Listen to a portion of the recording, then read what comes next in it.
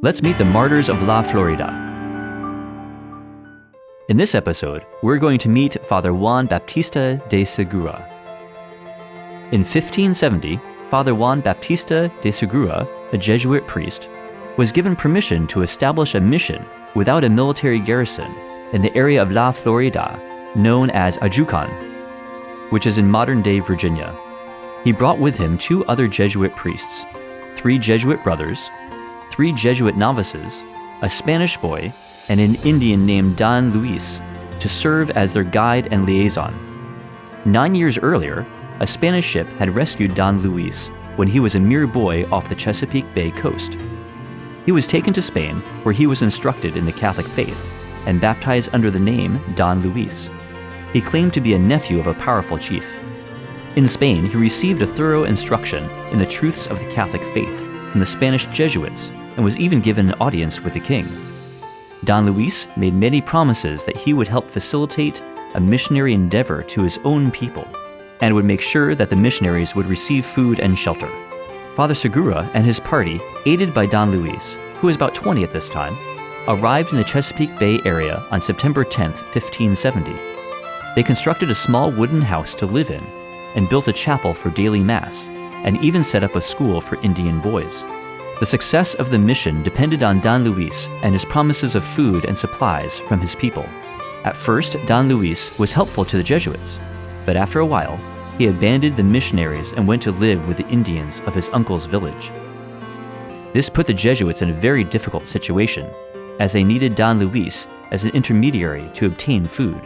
Unbeknownst to the Jesuits, there had been a drought that year that had devastated their crops, which meant that the Indian villagers had scarcely enough food to feed themselves. Courageously, and despite their many hardships, the Jesuits did their best to endure. During this time, the 3 novices made their final vows into the Society of Jesus, the first recorded religious professions in what would become the United States. In late January, Father Segura learned the disheartening news that Don Luis had abandoned his Catholic faith and was living in grave immorality, having taken multiple wives and living a dissolute way of life. Father Segura was not willing to give up on him, and so he sent several messages to Don Luis, begging him to reform his life and return. About a week later, on February 3, 1571, Father Segura sent Father Luis Quiros, Brother Gabriel, and Brother Juan to the village where Don Luis was to persuade him to reform his life for the sake of his soul. The 3 Jesuits were received with kindness, and Don Luis listened attentively to what they had to say. He then promised to return with them to the mission the next day. The next morning, as the party of the 3 Jesuits left for the mission, Don Luis appeared on the road with a band of warriors. At first, the Jesuits thought that Don Luis was simply meeting up with them to travel back to the mission, but things turned deadly as Don Luis and his followers attacked and killed all 3 Jesuits on the spot. Back at the mission, Father Segura grew increasingly concerned about their whereabouts. Father Segura was relieved 4 days later on February 9th, when Don Luis showed up at the mission with a group of Indians, claiming that they had come to help. Father Segura was so happy that his prodigal son had returned home. Don Luis and his men offered to cut some firewood for the Jesuits, so Father Segura allowed them into the storeroom to get some axes.